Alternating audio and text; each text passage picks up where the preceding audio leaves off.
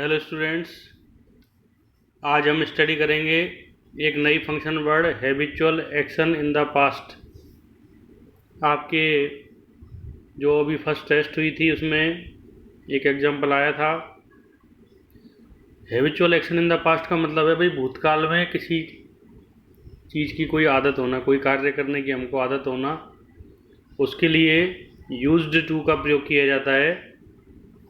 आगे मैंने एग्जांपल दे रखे हैं और भी मैं आपको टेस्ट दे रहा हूँ दूसरे फ़ोटो में। आपको उसमें स्टडी करोगे तो आइडिया आ जाएगा। इसमें क्या होता है, यूज्ड टू का प्रयोग दो तीन तरह से होता है।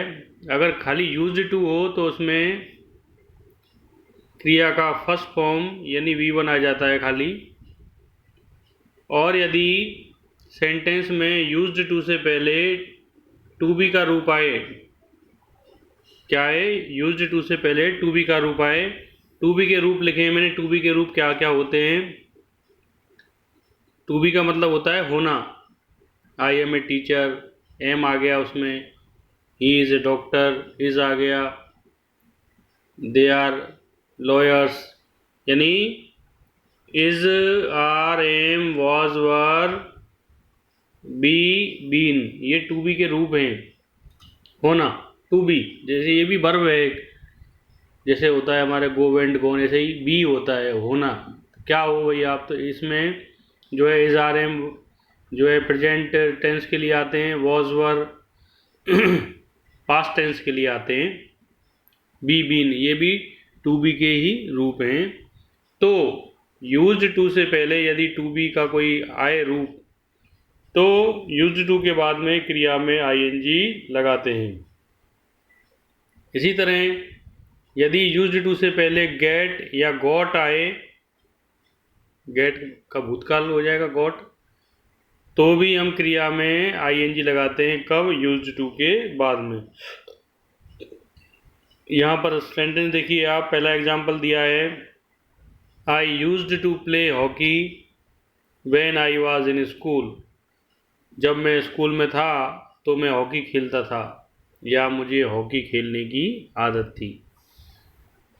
मैंने नीचे दिया हुआ है डेफिनेशन में, यदि used to be used to या टू गेट यूज्ड टू द्वारा भूतकाल में कोई क्रिया नियमित रूप से हुई हो या आदत से बारंबार हुई हो, इस प्रकार के वाक्य क्या कहलाते हैं? हैबिचुअल पास्ट या habitual action in the past. जो टेबल मैंने दी है फंक्शन वर्ड की वो देखना, उसमें लिखा हुआ है habitual action in the past, पूरा फॉर्म आएगा जो मैंने आपको ऊपर टाइटल दे रखा है, habitual action in the past. भूतकाल का कोई कार्य, भूतकाल की कोई आदत, इसका मतलब ये होता है पूरा। तो आप यूज्ड टू याद रखोगे, सामने याद रखोगे habitual action in the past. अगर आप टेबल याद कर लेते हो पूरी तो भी आपके 8-10 नंबर कहीं नहीं जाने वाले बोर्ड में, क्योंकि उसमें आइडेंटिफाई करने के लिए आते हैं सेंटेंस है और फिर रेस्पॉन्स देना है आपको। तो जब आपको टेबल याद होगी तो आप तुरंत ही पहचान जाओगे भाई यूज्ड टू आ रहा है, habitual action in the past होगा। सेकंड सेंटेंस है, I was used to playing hockey when I was in school. जब मैं स्कूल में था, तो वाक्य का मतलब एक ही है, लेकिन यहाँ पर क्या आ रहा है बेटा, यहाँ पे आ रहा है टू बी का रूप यानी वॉज आ रहा है। तो क्रिया में क्या आ गया? ING आ गया। तो आपको मान लो इस तरह के कोई दो एग्जाम्पल दे रखे हों, वैसे तो बोर्ड वाले नहीं देते इस तरह से, कम कंफ्यूज करते हैं बच्चों को, बट कंफ्यूज किया हो मान लो तो टू बी का रूप आ रहा हो पहले, तो क्रिया में ING आएगा कब? यूज्ड टू के बाद में। तो I was used to playing hockey when I was in school. पहले वाले सेंटेंस में खाली प्ले आ रहा है और दूसरे वाले सेंटेंस में प्लेइंग आ रहा है, क्योंकि यहाँ पर वॉज लगा हुआ है। थर्ड सेंटेंस देखिए, I got used to playing hockey, यहाँ हॉकी लिखना रह गया बेटा।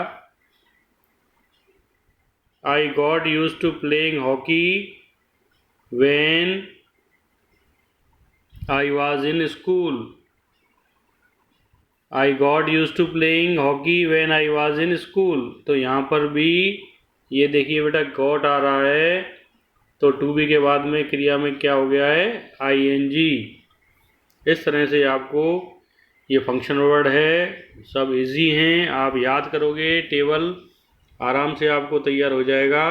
आगे मैंने आपको ये मार्च 2019 में क्वेश्चन आए हैं, देखो ग्रीस, ऊपर ऑप्शन दे रखे हैं आपको, हैबिट 3 सेंटेंस हैं और ऑप्शन कितने हैं देखो, habitual action in the past, दूसरा है कंपेयरिंग, तीसरा है habitual action in the past, वही सेम दोबारा दे दिया है, और एक है talking about person in relation to something. 3 exercise दी हैं और 3 एग्जाम्पल हैं आपके। तो Grace told James that he would buy a refrigerator the following day.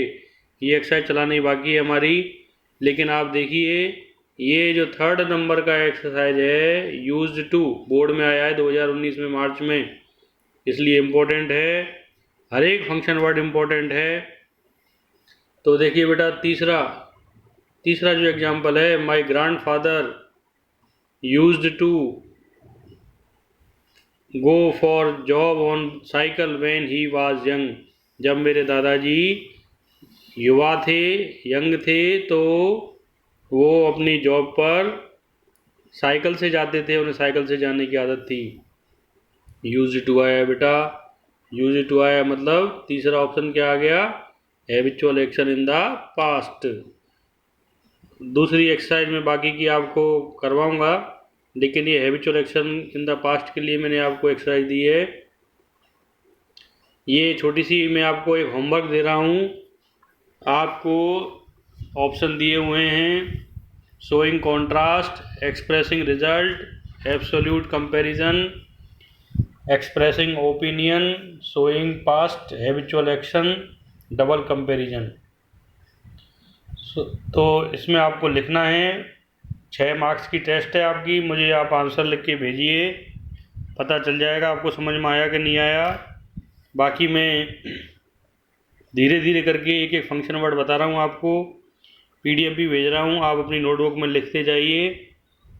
आप एक एक फंक्शन वर्ड कलेक्ट करते जाओगे तो आपका काम कंप्लीट हो जाएगा। तो ये 6 जो सेंटेंस दिए हैं मैंने, इनकी आंसर मुझे आप लिख के बताइए, और कल आप मुझे लिख के बताओगे, मैं आपको फिर सही इनके आंसर भेजूँगा। आप अपने आंसर मैच करना, आपने क्या लिखा है मैं आपको मार्क्स दूंगा, आपको आइडिया आ जाएगा समझ में आया कि नहीं आया।